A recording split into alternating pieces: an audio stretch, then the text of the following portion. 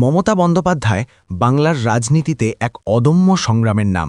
একটি সাধারণ পরিবার থেকে উঠে এসে ছাত্র জীবন থেকেই রাজনীতির সঙ্গে যুক্ত হন তিনি। লড়াই ছিল তার পথের সাথী, আর সাহস ছিল তার শক্তি। রাজনৈতিক জীবনে তিনি বহুবার আঘাত পেয়েছেন, সমালোচিত হয়েছেন, কিন্তু থেমে যাননি কখনো। রাস্তায় আন্দোলন থেকে শুরু করে সংসদ ও বিধানসভায় তীব্র প্রতিবাদ, সব জায়গাতেই তিনি নিজের অবস্থান স্পষ্ট করেছেন। ২০১১ সালে দীর্ঘ ৩৪ বছরের শাসনের অবসান ঘটিয়ে তিনি পশ্চিমবঙ্গের মুখ্যমন্ত্রী হন। তারপর থেকে কন্যাশ্রী, সবুজ সাথী, স্বাস্থ্যসাথী, লক্ষ্মীর ভাণ্ডারসহ নানা সামাজিক প্রকল্প চালু করেন, যা সাধারণ মানুষের জীবনে প্রভাব ফেলেছে। তার সমর্থকদের কাছে তিনি দিদি, একজন সহজ সরল কিন্তু দৃঢ়চেতা নেত্রী। সমালোচকদের কাছে তিনি কঠোর রাজনৈতিক প্রতিদ্বন্দ্বী। কিন্তু একটি বিষয় অস্বীকার করার উপায় নেই, মমতা বন্দ্যোপাধ্যায় আজও বাংলার রাজনীতির কেন্দ্রবিন্দু।